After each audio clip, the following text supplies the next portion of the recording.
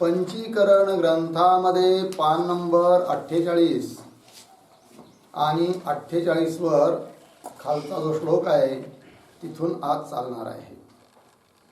तर विषय चालू आहे की जिज्ञासूने अर्थात मोक्षाची इच्छा ज्याला आहे, ज्याला तत्व जाणण्याची इच्छा आहे, त्याने श्री गुरूंना शरण जावं. ज्या श्री गुरूंना शरण जायचं आहे ते श्री गुरु कसे असावेत हा विषय. तर सांगितलं होतं की श्रोत्रिय आणि ब्रह्मनिष्ठ या विशेषणाने युक्त जे सद्गुरू त्यांना शरण जावं. श्रोत्रिय म्हणजे ज्यांचं वेदांतादी शास्त्राचं अध्ययन झालेलं आहे. ब्रह्मनिष्ठ म्हणजे ब्रह्मात्मैक्य बोधामध्ये जे निमग्न आहे, अर्थात ब्रह्मानुभूती ज्यांना आलेली आहे, अशा सद्गुरूंना शरण जावं. मग सद्गुरूंना शरण कोणत्या पद्धतीने जायचं, तो विधी कसा आहे याचाही काल थोडासा विचार झाला होता. आणि शरण गेल्यानंतर तिथं गेल्यानंतर काय करायचं आणि सद्गुरू मग काय उपदेश देतात तोही विचार थोडासा काल झाला होता. तर अजून प्रमाण देत आहेत भागवतातलं. तर बघा, श्रीमद भागवत एकादश स्कंदामधील 3रा अध्याय आणि 3ऱ्या अध्यायातला हा श्लोक आहे आता ज्याला आपण वाचणार आहोत. तिथला प्रसंग आहे की कोणीतरी एक योगीश्वर आहे ज्यांचं नाव आहे प्रबुद्ध. त्यांनी जनक राजाला सांगितलेला हा श्लोक आहे. त्या श्लोकाचं उच्चारण आपण करूया. तस्मात् गुरुं प्रपद्येत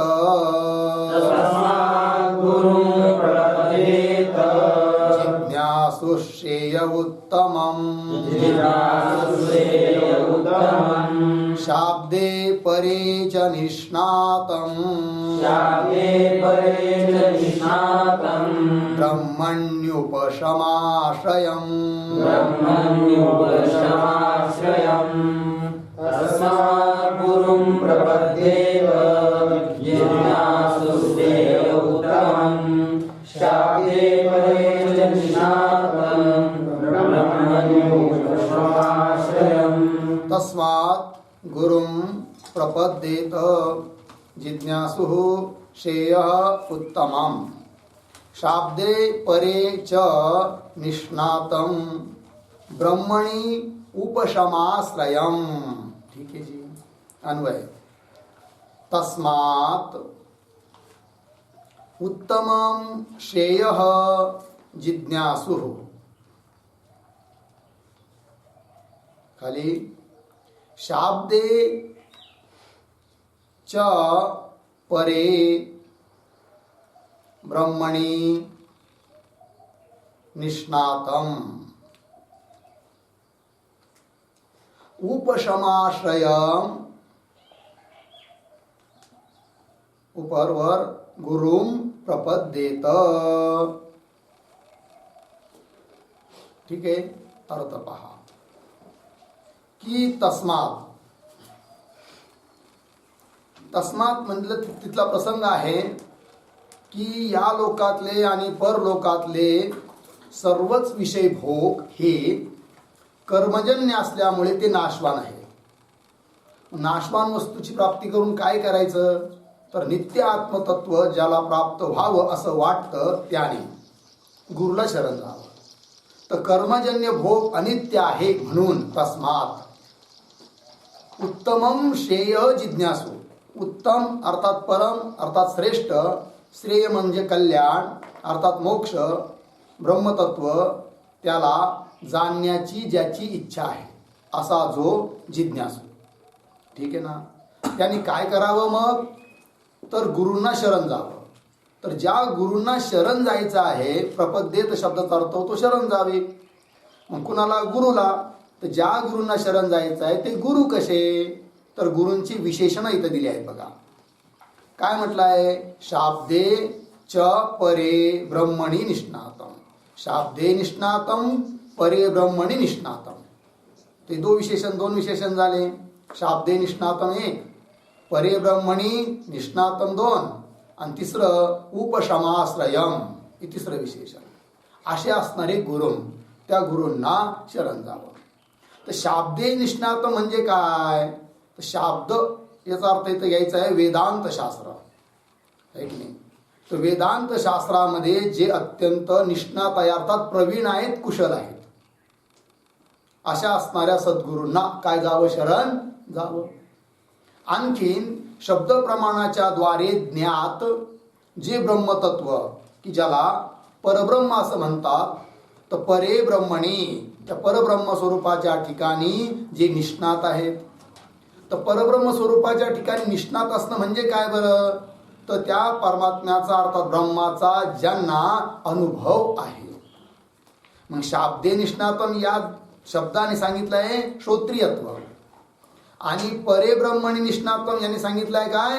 ब्रह्मनिष्ठ. तर असे असणारे जे गुरु श्रोत्रिय आणि ब्रह्मनिष्ठ, त्यांना शरण जायचं आहे. आणखीन कसे बरं?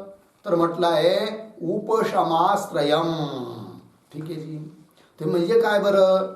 तर उपशम शब्दाचा अर्थ होतो, उपशम शब्दाचा अर्थ लिहा. उपशमः बराबर नंबर 1 तृष्णाक्षयः. तृष्णाक्षयः. नंबर 2 बाह्याभ्यंतर इंद्रिय व्यापारोपरमः. बाह्याभ्यंतर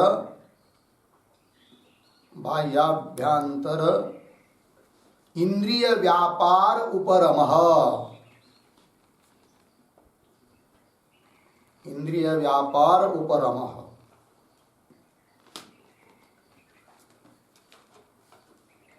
ठीक आहे बघा. तर पहिला अर्थ आहे तृष्णाक्षय, ज्यांच्या तृष्णेचा क्षय झालेला आहे, अर्थात कोणत्याही अनात्म पदार्थाविषयी ज्यांना आता लालसा नाही आहे, कोणताही भूतभौतिक पदार्थ ज्यांच्या चित्ताला आकर्षित करीत नाही आहे, त्यांना म्हणायचं काय? उपशमाश्रयम. उपशमाचा ज्यांनी आश्रय घेतला आहे, तृष्णाचा क्षय ज्यांचा झालेला आहे. ठीक. एक. किंवा उपशम शब्दाचा दुसरा अर्थ केला की बाह्य अभ्यंतर इंद्रिय. इंद्रिय दोन प्रकारचे, बाह्य आणि अभ्यंतर. अभ्यंतर मन आणि बाह्य म्हणजे श्रोत्रादी इंद्रिय. तर बाह्य आणि आतलं जे मन, बाह्य अभ्यंतर जे इंद्रिय, त्या इंद्रियांचा जो व्यापार, तो त्या व्यापारांचा उपरम झालेला आहे ज्यांच्या, म्हणजे त्या इंद्रियांचे जे व्यापार आहेत ते ज्यांचे होत नाही. होत नाही म्हणजे मग ते आंधळे झाले आहेत का? असं नाही. तर त्यांचे इंद्रिय विषयाकडे प्रवृत्त होत नाही. स्वभावतः त्या सर्व इंद्रियांची प्रवृत्ती परमात्म्याकडे ज्यांची झालेली आहे, त्यांना म्हणायचं काय? उपशम. आणि त्या उपशमाचा आश्रय ज्यांनी घेतला आहे, म्हणून म्हटलं आहे उपशमाश्रय. तर उपशम शब्दाचा अर्थ कळाला, बाह्य आणि अंतर इंद्रियांच्या व्यापाराचा उपरम, त्याला म्हणायचं उपशम. आणि अशा उपशमाचा आश्रय असलेले कोण? गुरु. त्या गुरूंना गुरुं प्रपद्येत, त्या गुरूंना शरण जावं. एकंदरीत ज्या गुरूंना शरण जायचं आहे ते गुरु कसे हे सांगण्याकरिता हा श्लोक इथं आला आहे की श्रोत्रिय आणि ब्रह्मनिष्ठ असे ते गुरु असले पाहिजे. लागलं. आणि कालही काही गुरूंचे लक्षण सांगितले होते, दांत, शांत, आहे की नाही, वगैरे वगैरे. तर हे जे गुरूंचे जेवढे काही लक्षण सांगितलेले आहेत ते याच्यासाठी नाही की दुसऱ्यांचं परीक्षण करण्यासाठी. खऱ्या अर्थाने तर ते तर याच्यासाठी असतात की ते सर्व लक्षणं आपल्या ठिकाणी सुद्धा आपल्याला दिसले पाहिजेत. हे महत्वाचं आहे. चला, या श्लोकाचा खाली अर्थ दिलाय ना, तो आपण वाचूया. ज्या अर्थी य लोकातले, म्हणजे ज्या अर्थी आता हे यस्मात तस्मात, तर श्लोकाच्या अर्थ मी तस्मात आलाय की नाही, तर तस्मात आणि यस्मात, तत् शब्दाचं रूप आहे तस्मात आणि यत शब्दाचं रूप असतं यस्मात. यत तदोर नित्यसंबंध, यत आणि तत्चा नित्यसंबंध असतो. तस्मात आलाय, त्याच्याकरिता अगोदर समजावं लागेल यस्मात काय आहे. आणि म्हणून इथं म्हटलंय की ज्या अर्थी, आणि मग लावायचं त्या अर्थी म्हणजे तस्मात म्हणून. ठीक आहे. तर बघा, ज्या अर्थी य लोकातले व परलोकातले सर्व विषय भोग, या लोकातले विषय भोग असो किंवा स्वर्गादी लोकातले परलोकातले विषय भोग, हे सर्वच्या सर्व कर्मजन्य असल्यामुळे कर्माने प्राप्त होणारे आहेत ते. ठीक आहे ना. सर्व विषय भोग कर्मजन्य असल्यामुळे नाशवंत असून नाशवान आहेत. या लोकातले आणि परलोकातले देखील सर्व भोग नाशवान का आहे बरं? कर्मजन्य आहे म्हणून. कारण यत कृतकम तत् अनित्यम. जे जे कृतक म्हणजे कर्माने प्राप्त केलं जातं ते सर्व काय असतं? अनित्यच असतं, नित्य असू शकत नाही. विषय भोग सर्व अनित्य आहेत का नित्य आहेत? अनित्य आहेत. परमात्मा म्हणजे ब्रह्म नित्य आहे का नित्य आहे? नित्य. का?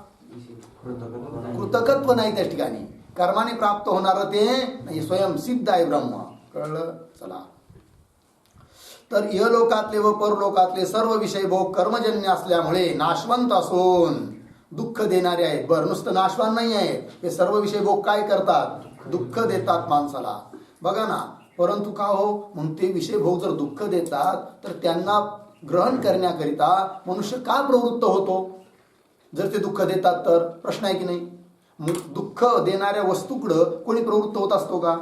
असा कोणी मनुष्य आहे का तो अग्नीला तोंडात घेईल किंवा आपल्या हातावर घेईल? नाही घेत ना. का? तो अग्नी काय करतो? दुःख देतो. मग दुःख देणाऱ्या वस्तूकडं सर्पाला कोणी असं लगेच दिसला रस्त्याने जाताना कुठं आहे की नाही आणि लगेच पकडला आणि आपल्या गळ्यात घातला, असं कोणी होईल का? का बरं नाही करत असं? दुःख देतो म्हणून. मग दुःख देणाऱ्या वस्तूला कोणी जर ग्रहण करत नसतं, नाही ग्रहण करत नाही, ही व्यवहारात सिद्ध आहे.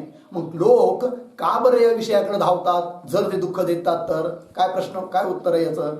संस्कार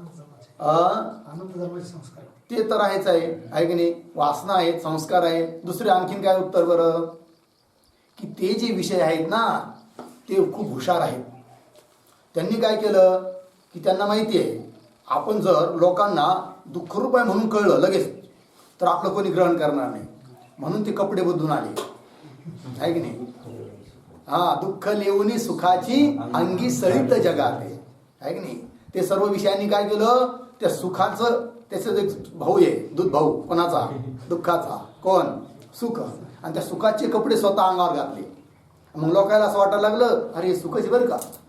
नंतर जवळ गेल्यावर किंवा अनुभवात आल्यानंतर कळतं अरे गडबड झाली, यांनी तर सुखाचे कपडे घातले होते पण हे सुख नव्हतं. मग काय होतं? दुःख होतं. मग त्यांनी सुखाचे कपडे घातले आणि म्हणून लोक त्यांना जवळ करतात, फसतात लोक. आणि जर विषय भोगले नंतर लक्षात येतं अरे यार हे तर काय आहे? दुःखच आहे. अगोदर कळत नाही म्हणून लोक प्रवृत्त होतात फसल्यामुळं. कुणाकडं? विषयाकडं, दुःखाकडं, विषयाकडं. ठीक आहे. चला. ज्या अर्थी लोकातले व परलोकातले सर्व विषय भोग कर्मजन्य असल्यामुळे नाशवंत असून दुःख देणारे आहेत त्या अर्थी उत्तम श्रेय. उत्तम शब्द म्हणजे काय? नाशरहित परम सुखमय असं श्रेय. श्रेय म्हणजे काय? मोक्ष.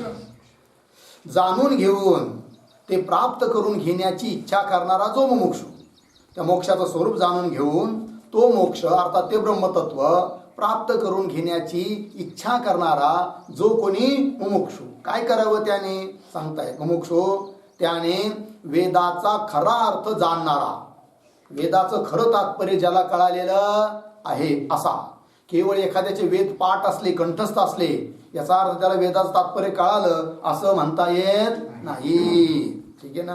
नाही तर पूर्वमीमांसक ते वेदात वेद त्यांना काय कंठस्थ आहे, वेदानुसार कर्मही करतात, पण तरी त्यांना वेदाचा अर्थ तात्पर्य कशात आहे हे कळालेलं नाही. जीव ब्रह्माच्या ऐक्यात वेदाचं काय आहे? तात्पर्य आहे. आणि ते ज्याला कळालं.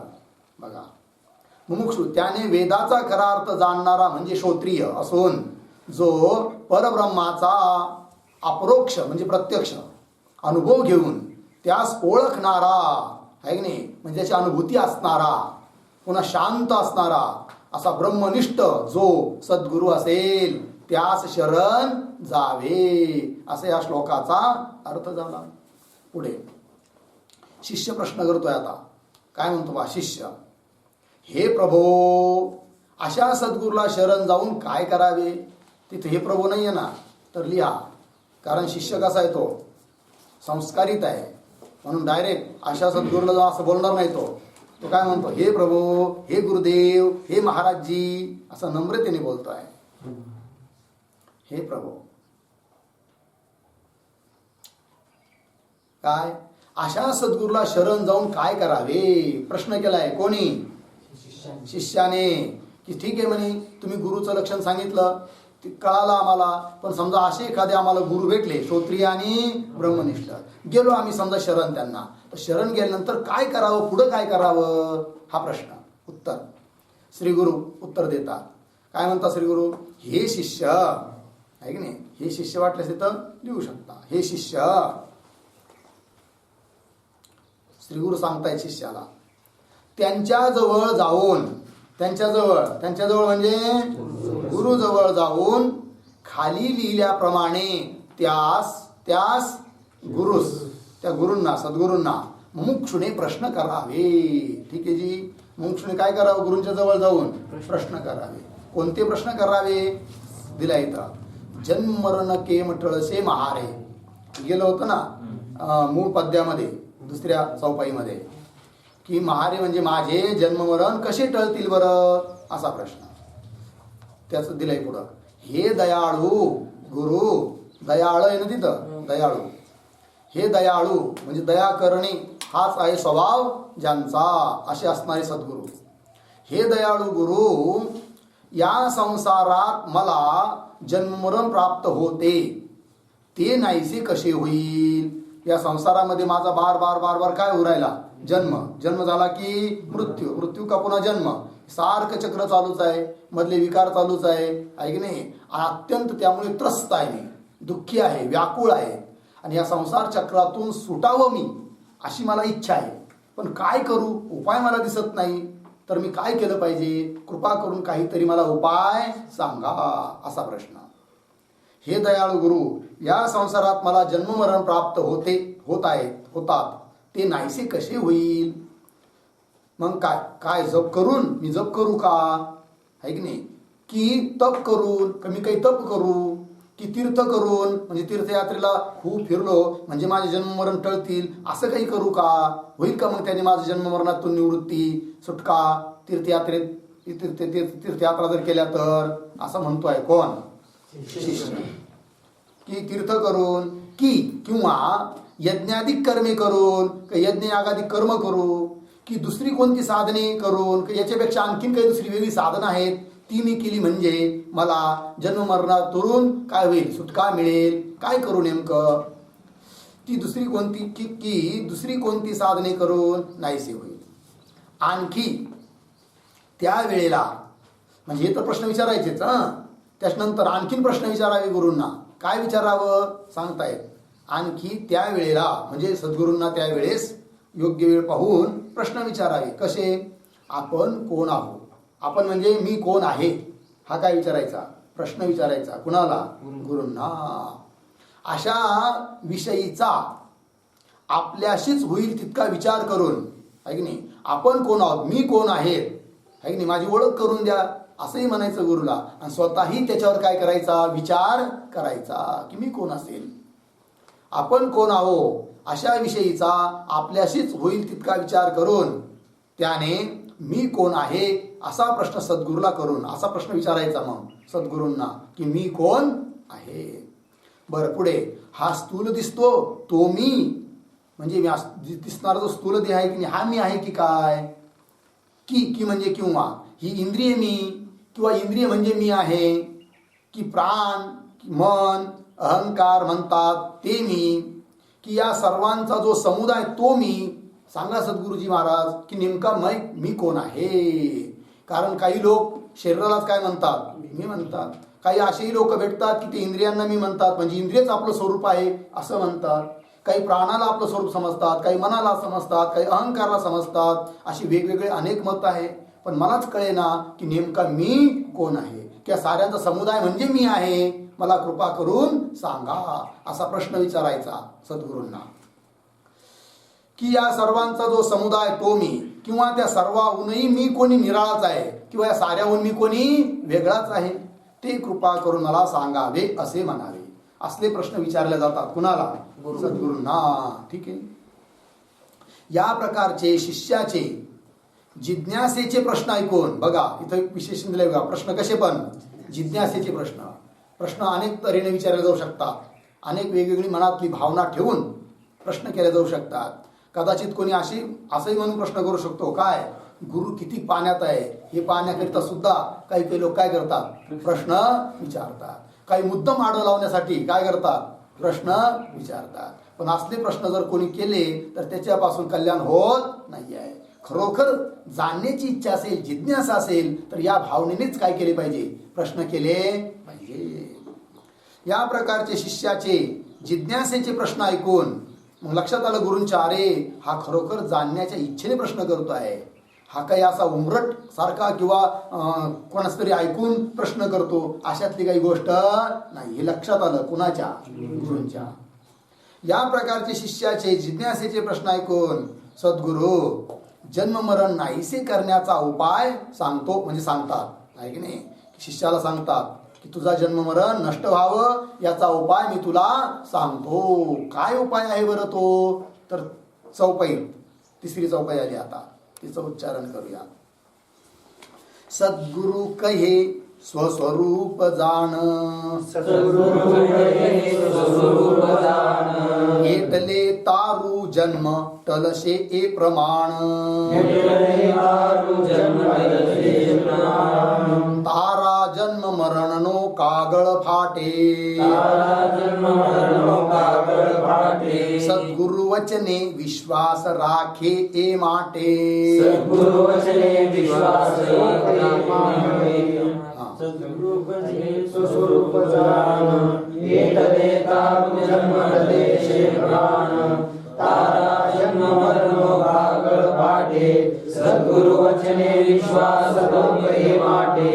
बघा, सद्गुरु कहे स्वस्वरूप जाण, एटले तारू जन्म टलेश नाही, टलशे असं पाहिजे, टलशे हे प्रमाण. तिसरी ओळ, तारा जन्म मरणनो कागळ फाटे. चौथी ओळ, सद्गुरु वचने विश्वास रोख झालाय ना, तिथं पाहिजे राखे ए माटे. ठीक आहे. बघा आता सद्गुरु कहे, सद्गुरु म्हणतात, हा सद्गुरु कहे स्वस्वरूप जाण. सद्गुरु म्हणतायत शिष्याला, अरे बाबा, कहे म्हणजे म्हणतात, सद्गुरु म्हणतात स्वस्वरूप जाण, तू स्वतःच्या स्वरूपाला जाणून घे. उत्तर दिलंय आहे की नाही. मग काय होईल याने, तर खालच्या ओळी, पहिली ओळ सरळ आहे, खालची 3 ओळ सरळच आहे, नंतर चौथ्या ओळीत थोडंसं आहे, अन्वय सरळ 3 ओळीचा. मग काय होईल बरं स्वस्वरूपाला जाणल्यानंतर, सांगतायत गुरु, एटले तारू जन्म टलसे ए प्रमाण. एटले, एटले म्हणजे याच्यानेच, इसलिए याच्यानेच. तारू, तारू म्हणजे तेरे, तुझे, मराठीमध्ये तुझे. जन्म टलसे, टलसे म्हणजे टळतील, चुकतील, टळतील झालं. ए प्रमाण, ए प्रमाण म्हणजे हे निश्चित, हे निश्चितच आहे आणि याच्याकरिता प्रमाणही आहेत. ए प्रमाण. तिसरी ओळ, तारा जन्म मरणनो कागळ फाटे. तारा म्हणजे तेरा, तुझा. जन्म मरणनो म्हणजे जन्म मरणाचा.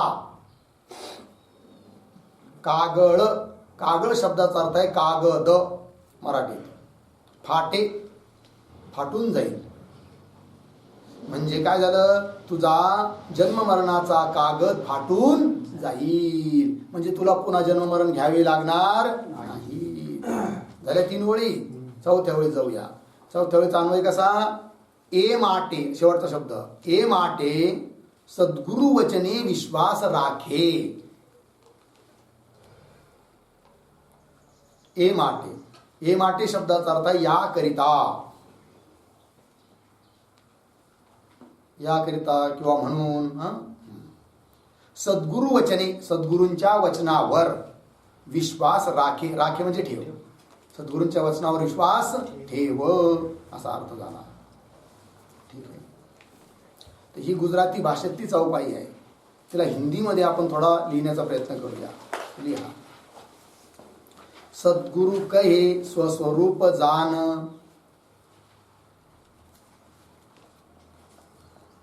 सद्गुरु कहे स्वस्वरूप जान. पहिली ओळ झाली. दुसरी, इसी से तेरे जन्म मिटेंगे यह प्रमाण. जन्म मिटेंगे यह प्रमाण. झालं. तिसऱ्या वेळेस जाऊया. तेरे जन्म मरण का, तेरे जन्म मरण का कागज फटेगा. कागज फटेगा. झालं. तिसरी ओळ. आता चौथी. इसीलिए सद्गुरु वचन में, इसीलिए सद्गुरु वचन में रख विश्वास. इसीलिए सद्गुरु वचन में रख विश्वास.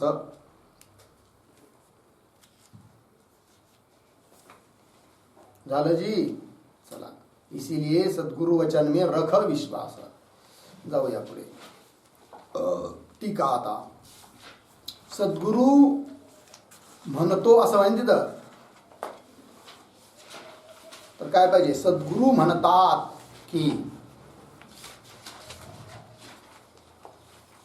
सद्गुरु म्हणतात की, काय म्हणतात पुढे वाचतो बघा. सद्गुरु म्हणतात की, हे मुमुक्षो, तू आपल्या स्वतःच्या रूपाला जाण. म्हणजे आपण स्वतः सच्चिदानंद रूप आहोत हे तू जाणून घे. तू स्वतःच्या स्वरूपाला जाण. रूपाला म्हणजे स्वरूपाला. स्वतःचं स्वरूप नेमकं काय आहे. तू आपल्या स्वतःच्या रूपाला जाण म्हणजे आपण स्वतः सच्चिदानंद रूप आहोत हे समजून घे. लागला अर्थ. पुढे. देह, इंद्रिये, प्राण, मन, बुद्धी यांचा साक्षी असा प्रत्येगात्मा. या सर्वांचा साक्षी आहे कोण. प्रत्येगात्मा. प्रत्येगात्मा म्हणजे अंतरात्मा. अंतरात्मा म्हणजे जीवात्मा, कुटस्थ, आपल्या हृदयात असणारं चैतन्य, त्याला म्हणतात प्रत्येगात्मा. साक्षी, कुटस्थ, ठीक आहे ना. तो काय आहे. या सर्वांचा साक्षी आहे. कुणाचा. देह, इंद्रिय, प्राण, मन, बुद्धी या सर्वांचा. अर्थात देह, इंद्रिय, प्राण, मन, बुद्धी हे काय झाले. साक्ष.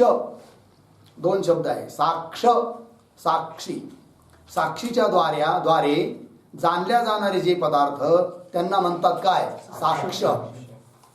दुसऱ्या भाषेत बोलता येईल आपल्याला दृश्य, दिसणारे पदार्थ. आणि आत्मा कोण आहे. प्रत्येकात्मा द्रष्टा, साक्षी आहे. आणि दृश्यापासून द्रष्टा वेगळा असतो. याचा अर्थ हा होऊ राहिला की देह, इंद्रिय, प्राण, मन, बुद्धी म्हणजे आपलं स्वरूप नाही. हे काय आहे. दृश्य आहे, साक्ष आहे. त्या सर्वांना जाणणारा जो आहे ते आपलं स्वरूप आहे, ते चैतन्य आहे. कळलं. चला. देह, इंद्रिय, प्राण, मन, बुद्धी यांचा साक्षी असा प्रत्येगात्मा आहोत, आपण आहोत असा निश्चय करायचा. जसं घट समोर ठेवला आहे तर घट दृश्य आहे, दिसणारा आहे, आणि त्याला जाणणारे आपण आहोत. तर जाणणारा आपण ते घटाहून वेगळे आहोत का घटच आपण आहोत. घटाहून वेगळे आहोत. घट दृश्य आहे, आपण द्रष्टा आहोत. त्याप्रमाणे देह, इंद्रिय, प्राण या सर्वांना आपण जाणतो की नाही. माझा देह, माझा डोळा, माझं कान आपण म्हणतो की नाही. याचा अर्थ हे दृश्य आहे सारे, आणि त्याच्यावर आपण काय आहोत. वेगळा आहोत. या सर्वांना जाणणारा जी चैतन्य तत्व आहे तेच आपलं वास्तविक काय आहे. स्वरूप आहे. चला. आणि झालं ना. देह इंद्रियाधिकच आपण नसून, देह इंद्रियाधिक आपण नाहीत नसून, पुढं काय. देहाचे वर्णाश्रमाधिक धर्म व इंद्रियांचे आंद्य बधिरताधिक धर्म हे दोनही आपल्या स्वरूपात नाही. देहच आपण नाही तर देहाचे धर्म आपण कसे असू शकू. नाही की नाही. देहाचे धर्म उदाहरण काय. वर्ण, आश्रम आहे की नाही. चार वर्ण आहे की नाही. चार वर्ण म्हणजे कोणते. ब्राह्मण, क्षत्रिय, वैश्य, शूद्र. हे देहाला घेऊन आहे का आत्म्याला घेऊन आहे. देहाला घेऊन आहे. आणि आश्रमही चार आहे. ब्रह्मचर्य आश्रम, गृहस्थाश्रम, वानप्रस्थाश्रम, संन्यासाश्रम. ते आश्रम सुद्धा देहाच्या निमित्ताने आहे का आत्म्याच्या निमित्ताने आहे? देहाच्या निमित्ताने आहे. मग देहच जर मी नाही तर देहाच्या निमित्ताने असणारे वर्ण आणि आश्रम हे मी असेल का? नाही आहे. जाती मी आहे का? नाही आहे. काळा गोरापणा हे मी आहे का? हे नाही आहे. सारे कुणाचे धर्म आहे? मग देहाचे आहे. आणि मी देहाहून वेगळा आहे, भिन्न आहे. बघा, वर्णाश्रमादी धर्म व इंद्रियांचे धर्म आंध्य बधिराता अधिक. आंध्य म्हणजे आंधळेपणा आहे की नाही? बधीर म्हणजे बहिरेपणा, मुकापणा. हे सारे धर्म कुणाचे आहेत? इंद्रियांचे आहेत. आंधळेपणा धर्म कुणाचा? डोळ्याचा म्हणजे इंद्रियांचा. बहिरेपणा धर्म कुणाचा? कानाचा म्हणजे कुणाचा? इंद्रियांचा आहे. मग इंद्रियच आपण नाही तर इंद्रियाचे धर्म आपण होऊ शकत नाही. इंद्रियांचे आंध्य बधिरताधिक धर्म हे दोनही आपल्या स्वरूपात नाहीत. लागला अर्थ? तर आपण कोण आहोत मग? तर आपण केवळ शुद्ध चैतन्य रूप आहोत. कशा आहोत? शुद्ध चैतन्य रूप आहे की नाही? कोणताही मल आपल्या ठिकाणी नाही आहे. हमेशा शुद्धच आहोत. चैतन्य आपण आहोत ना. ते कधी मलिन होऊ शकतं का? चैतन्य कशानेच कधीही मलिन होत नाही, मरत नाही, जन्मत नाही आहे की नाही? त्याला कशाचा लेप लागत नाही. नित्य शुद्ध स्वरूप आपण आहोत. व्यापक आहोत, एक आहोत, अखंड एकच आहोत. कळलं? तर आपण केवळ शुद्ध चैतन्य रूप आहोत असे ज्ञान जेव्हा तुझ्या ठिकाणी दृढ होईल. कोण सांगत आहे? श्री गुरु सांगतात शिष्याला. असं ज्ञान जेव्हा तुझ्या ठिकाणी काय होईल? दृढ म्हणजे पक्क, मजबूत. काय? जेव्हा तुझ्या ठिकाणी दृढ होईल त्याच वेळी तुझे जन्म मरण टळेल म्हणजे निवृत्त होतील, नष्ट होतील. त्यानंतर तुला जन्म घ्यावा लागणार नाही. आणि जन्म नाही म्हणून मरणही नाही, मृत्यूही नाही. म्हणजे जन्म मरणातीत तू झाला आहे की नाही? स्वयंसिद्ध सच्चिदानंद स्वरूप तू झालास, सुख स्वरूप तू झालास असा अर्थ होतो. तुझे जन्म मरण टळेल, निवृत्त होईल. हे अगदी प्रमाण सिद्ध आहे. याच्यासाठी श्रुतीचे प्रमाण आहे, स्मृतीचे प्रमाण आहे, संतवाङ्मयाचे प्रमाण आहे, जीवनमुक्त महात्म्यांचा अनुभव आहे. कळलं? याचे स्पष्टीकरण करणारी अनेक वचने श्रुतीतही आहेत. श्रुती म्हणजे वेद. वेदाने सुद्धा अनेक प्रमाण दिलेले. वेदामध्ये अनेक प्रमाण आहेत. त्यापैकी काही पुढील अर्थाचे आहेत, काही इथं अर्थ देत आहेत त्या प्रमाणांचा. उदाहरण, ज्ञानानेच मोक्ष होतो. गेला की नाही श्रुतीमध्ये? असं कोणती श्रुती आहे? ज्ञानात एव तु कैवल्यम. ज्ञानानेच मोक्ष होतो. ज्ञानाशिवाय अन्य उपायाने मोक्ष होतच नाही. लागलं? दुसऱ्या कोणत्याच उपायाने मोक्ष प्राप्त होत नाही, ज्ञानानेच होतो. आणखीन पुढचा अर्थ पहा. त्या आत्म्याला जाणूनच जीव मृत्यूच्या तडाख्यातून सुटून मोक्ष पावतो. अशा अर्थाची पण श्रुती आहे. कोणती? तमेव विदित्वा अतिमृत्युमेती नान्य पंथा विद्यते अयनाय. है की नाही? तमेव मतलब उस त्या परमात्म्या स्वरूपालाच विदित्वा जाणून अतिमृत्यू येते म्हणजे मृत्यूचं उल्लंघन करून जातो, मृत्यूच्या पार होतो. नान्य पंथा विद्यते अयनाय. अयनाय मोक्षाय. अन्य पंथा न विद्यते. मोक्षासाठी दुसरा कोणताच मार्ग नाही. कोणताच नाही. एकच मार्ग आहे, वन वे. याच मार्गाने तुम्हाला जावं लागेल, दुसरा मार्गच नाही. नाही आता गेले कधी का होईना जाणं तर ह्याच मार्गाने आहे. यात काही संशय ठीक आहे. त्या आत्म्याला जाणूनच जीव मृत्यूच्या तडाख्यातून काय होतो? सुटून मोक्ष पावतो म्हणजे मोक्षाला प्राप्त होतो. पुढे आणखीन, ज्ञाना वाचून दुसरा कोणताही मार्ग मोक्ष देणारा नाही. नान्य पंथा विद्यते अयनाय. दुसरा कोणताच मार्ग मोक्षाला घेऊन जाणारा नाही आहे. ज्ञाना वाचून दुसरा कोणताही मार्ग मोक्ष देणारा नाही. इत्यादी हे श्रुतीचे वचन आहेत, वेदाचे वचन आहेत. म्हणजे त्यांनी अनुवाद करून मराठीत हिंदीत दिलेलं आहे समजा, आहे की नाही? मूळ वचन संस्कृतमध्ये आहे वेदाची वाक्य. तसेच स्मृतीतही सांगितलेले आहे. स्मृती ग्रंथामध्ये वेदाला अनुसरणारे जे ग्रंथ आहेत, स्मृती ग्रंथ ऋषीमुनींनी लिहिलेले, त्याला स्मृती ग्रंथ म्हणतात. त्यातही सांगितलं आहे काय? आत्मज्ञाना वाचून केवळ जप तप कर्माधिकांच्या योगाने मोक्ष मिळत नाही. आठवते की स्मृती एखादी? कळलं की नाही? अशा अर्थाची आत्मज्ञाना वाचून, आत्मज्ञानाला सोडून केवळ समजा आत्मज्ञान संपादन केलंच नाही, आत्मज्ञान प्राप्त केलंच नाही आणि नुसता जप तप कर्म करत राहिला, योग करत राहिला, तर त्याच्याने केवळ मोक्ष मिळत नाही. का बरं? कारण ती कर्मे अंतःकरण शुद्धीची साधने मात्र आहेत. कारण ती कर्मे म्हणजे कोणती? जप तप यज्ञाधिक कर्म हे सर्व कशाची साधनं आहे? अंतःकरण शुद्धीची. म्हणून जप केला पाहिजे की नाही केला पाहिजे? केलाच पाहिजे, आहे की नाही? कारण आपला प्रत्येकाचं आपापलं अंतःकरण, कोणाचं किती अंतःकरण शुद्ध आहे हे ज्याच्या त्यालाच कळतं, दुसऱ्याला कळत नाही आहे. मग आपणच जाणायचा अनुभव घ्यायचा की आपलं अंतःकरण किती शुद्ध आहे किती अशुद्ध आहे. पाप कर्म करण्याकडे प्रवृत्त होत असेल आपलं अंतःकरण, तर समजायचं काय? अशुद्ध आहे, शुद्ध झालेलं नाही. चोरून चोरून मोबाईलवर, आहे की नाही, चित्रपट पाहत असेल, पिक्चर, तर काय समजायचं? अंतःकरण अशुद्ध आहे. कळलं की नाही? हा, चोरी करायला प्रवृत्त होत असेल, खोटं बोलायला प्रवृत्त होत असेल, तर काय समजायचं? अंतःकरण अशुद्ध आहे. कळलं की नाही? मग काय करावं? अंतःकरण शुद्ध होण्यासाठी जप तप कर्म करावे. कारण अंतःकरण शुद्ध झाल्याशिवाय ज्ञान प्राप्त होणारच नाही.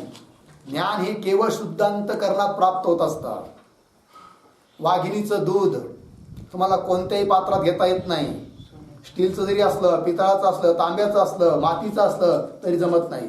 तुम्ही धार काढली ना वाघिणीच्या दुधाची, आणि जरी तुमचं पितळाचं किंवा कशाचं भांडं असलं, लोखंडाचं, सर्र छिद्र पडून दूध निघून जाणार खाली, थांबत नाही. त्यासाठी पात्र पाहिजे कोणतं? सोन्याचंच लागतं, तरच ते दूध त्यात थांबतं. त्याप्रमाणे ज्ञान हे कसं आहे? वाघिणीचं दूध आहे, कुणालाही पचत नाही. कळलं की नाही? आणि त्याला पचून पचावं आपल्याला, ज्ञान व्हावं असं वाटत असेल तर सर्वात अगोदर काय केलं पाहिजे? आपलं अंतःकरण शुद्ध करून घेतलं पाहिजे. त्यासाठी खूप जप केला पाहिजे. कळलं? चला, ती कर्मे अंतःकरण शुद्धीची साधने मात्र आहेत, बरोबर. परंतु मोक्षाचे साधन केवळ ज्ञानच आहे. ज्ञानानेच मोक्ष होतो. परंपरेने भली जप तप ही कर्म सुद्धा काय आहे? साधना आहेत परंपरेनं. म्हणजे जप तप कर्म केलं तर अंतःकरण शुद्ध होणार. शुद्ध अंतःकरण झालं मग त्यामध्ये विवेक, वैराग्य, क्षमा षटक, मुमुक्षुत्व येणार. मग हळूहळू श्रवण मनन निधी ध्यासन तत्व पदार्थ शोधन होऊन ज्ञान होणार परंपरेने. परंतु मोक्षाचे साधन केवळ ज्ञानच आहे. इत्यादी झालं नाही. पुढे काय? ज्याप्रमाणे उदाहरण सांगतात की ज्ञानच कसं मोक्षाला कारण आहे, उदाहरण देऊन सांगतात. आणि जप तप कर्म कसे नाहीत हे उदाहरण देऊन सांगतात.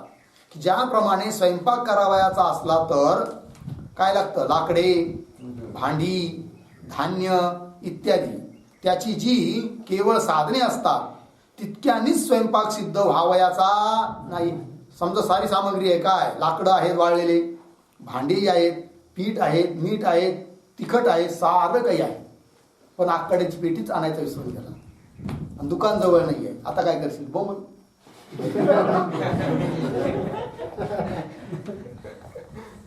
बघा, मग तितक्यानी स्वयंपाक सिद्ध व्हावयाचा नाही तर तो सिद्ध होण्यास अग्नीचे साह्य पाहिजे. काय पाहिजे?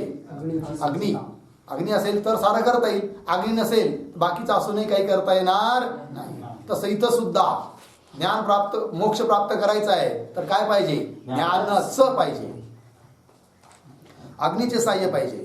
त्याचप्रमाणे ज्ञाना वाचून मोक्ष प्राप्त होत नाही. लागलं? त्यासाठी तुझे स्वतःचे रूप म्हणजे स्वतःचं स्वरूप तू अगोदर ओळख. फार महत्वाचं आहे. स्वतःचं स्वरूप माणसाला माहित नाही आणि माणसं दुसऱ्याचं स्वरूप ओळखण्याचा काय करतात? प्रयत्न करतात. स्वतःचं ज्याला माहित नाहीये. कळलं की नाही? हा, त्यासाठी तुझे स्वतःचे रूप तो अगोदर ओळख. याप्रमाणे चौपाईच्या पूर्वार्धात ज्ञानाच्या योगानेच जन्ममरणादी दुःखाची निवृत्ती होते असे जे सांगितलंय ना, आता जी चौपाई वाचली तिच्या पूर्वार्धामध्ये की जन्ममरणादी दुःखाची निवृत्ती केवळ ज्ञानानेच होते असं सांगितलं. ते श्रुती स्मृतीच्या प्रमाणावरून अगदी यथार्थ आहे, खरं आहे ते, त्यात काही खोट नाही असे निरूपण करून आता पुढे उत्तरार्धात म्हणजे चौपाईच्या उत्तरार्धात पुढील भागात ते ज्ञान प्राप्त होण्यासाठी, ते ज्ञान म्हणजे कोणतं ज्ञान? जे ज्ञान मोक्षाला कारण आहे असं ते ज्ञान प्राप्त होण्यासाठी व जन्मादी दुःखाची कारणे जी पापादी कर्मे, जन्मादी दुःखाला कारण कोण आहे? पापादी कर्म, आहे की नाही? पाप पुण्य होतं म्हणून तर काय झालंय, जन्ममरण घ्यावे लागतात. करून ठेवलाय बोजा, फेडावा लागेल की नाही. हा, चुकत नाही महाराज, आहे की नाही. जो बोजा करून ठेवलाय ना आपण कर्माचा, तो भोगावाच लागतो, चुकत नाही. चुकायचं असेल तर एकच उपाय, कोणता? ज्ञान. ज्ञान झालं तर संचित जळतं, क्रियमान जळतं, फक्त प्रारब्ध भोगावं लागतं. आणि जर ज्ञान संपादन नाही केलं तर संचित आणि प्रारब्ध दोन्हीही भोगावे लागतात. त्याच्याशिवाय दुसरा पर्याय नाही, वशिला चालत नाही. कळलं की नाही.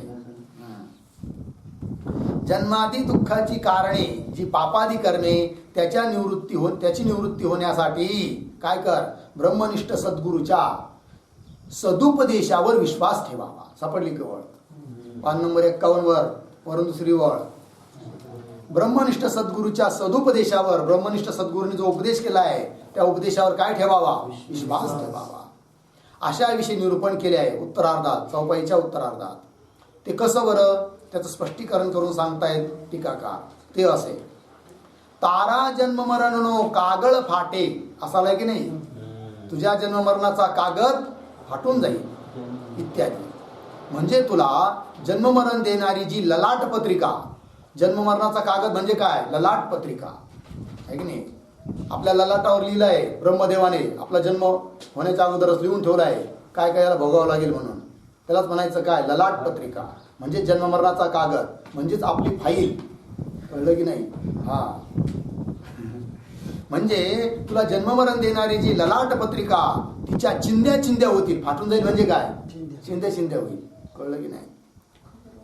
याचा स्पष्ट अर्थ इतकाच की काय बरं, जर तू सद्गुरूच्या उपदेश वचनावर विश्वास ठेवशील तर तुला जन्ममरण देणारी जी तुझी ललाट पत्रिका आहे, म्हणजे तुझा जो सातबारा आहे कर्जाचा, आहे की नाही, सातबारा आहे, ललाट पत्रिका आहे, तिचे तुकडे तुकडे होऊन तुला पुन्हा जन्ममरण दुःख होणार नाही. कळलं. तरी म्हणे का जरा अजून जरा स्पष्ट झालं नाही तर शिष्य प्रश्न विचारतो. मग आता शिष्य, गुरु महाराज, आपण जन्ममरणाची ललाट पत्रिका म्हटली, तिचा अर्थ काय बरे. जन्ममरणाची ललाट पत्रिका, जन्ममरणाचा कागद म्हणजे नेमकं काय आहे ते जरा समजावून सांगा, जरा विस्तार करून सांगा. कोण म्हणतो, शिष्य सांगतायत. गुरु सांगतो, ऐक.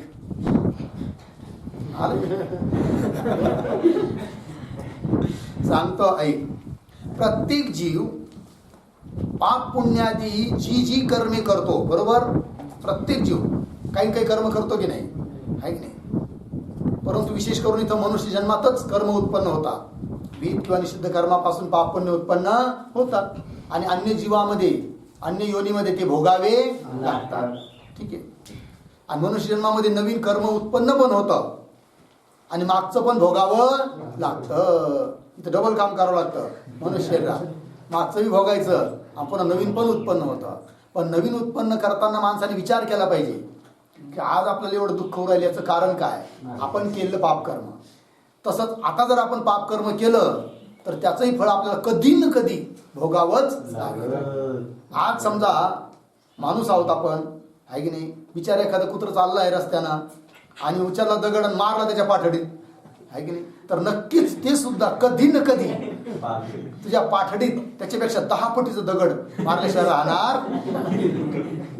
त्यावेळेस मात्र कॅंग कॅंग कॅंग कॅंग कॅंग करत असेल, आहे की नाही. काय काय पाल पाल, हा हा हा, पाल मारल्यावर लय मोठं पाप होतं.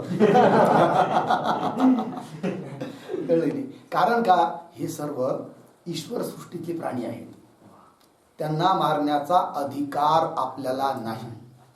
आपण जर त्यांना जन्म दिला नाही, आपण जर त्यांचं पालन करत नाही तर मारू का कसं काय शकतो. जन्म दिलाय त्यांना ईश्वराने, पालन करतोय त्यांचं कोण, ईश्वर. तर आपण कोण त्यांना मारणार आहे. जर आपण त्यांना मारलं तर नक्कीच काय लागेल, पाप लागेल ना. चला, प्रत्येक जीव पाप पुण्यादी जी जी कर्मे करतो त्याचा हिशोब यमराजांचा कारभारी म्हणजे मंत्री, यमराजाचा मंत्री कोण, चित्रगुप्त. यमराजाचा कारभारी चित्रगुप्त त्याचं नाव आहे, म्हणून आहे. तो ठेवीत असतो, काय ठेवीत असतो, लेखाजोखा प्रत्येक जीवाचा, कोणी काय काय केलं म्हणून फाईल तयार करीत असतो तो, आहे की नाही. थकत पण नाही तो आणि त्याला लोड पण येत नाही.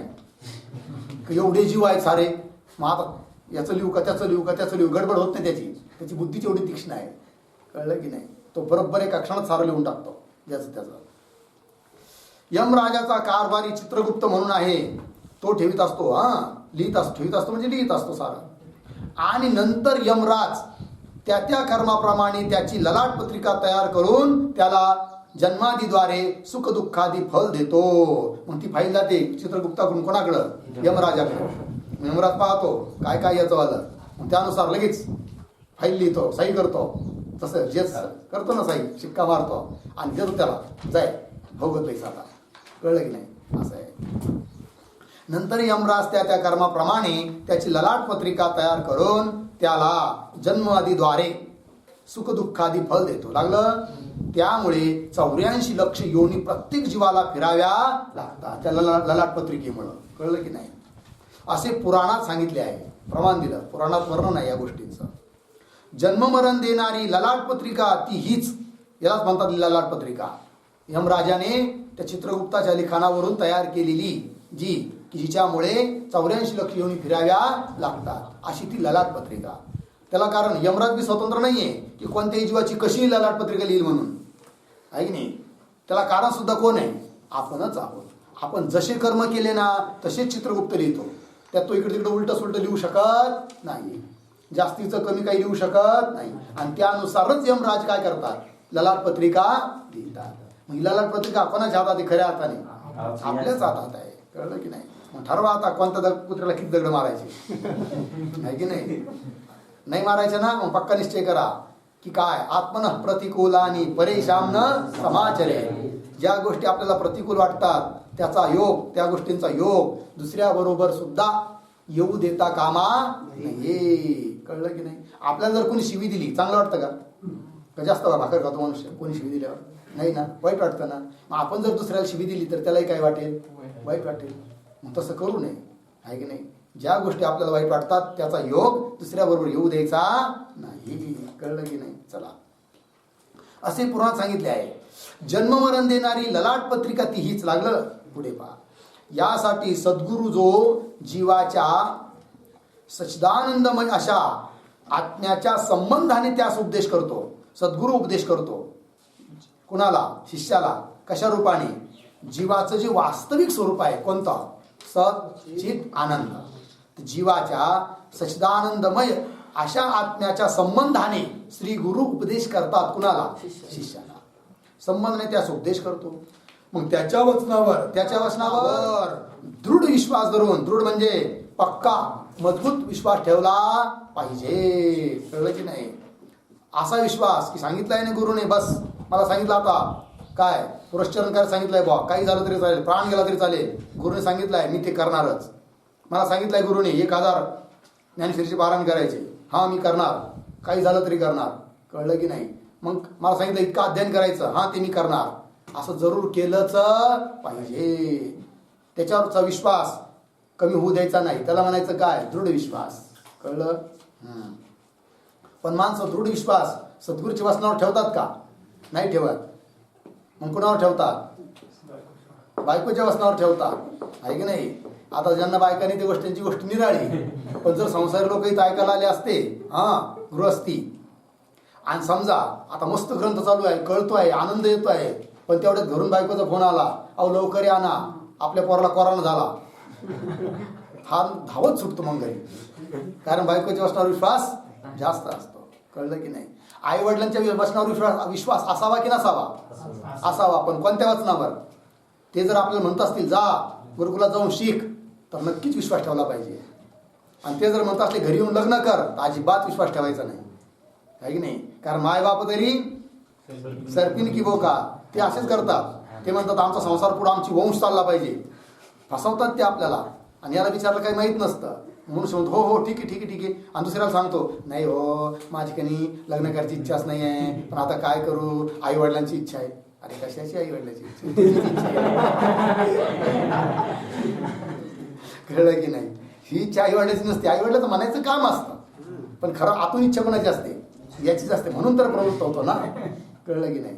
चला, त्यास उपदेश करतो. त्यांच्या वचनावर दृढ विश्वास धरून त्याचा अनुभव जीव घेईल.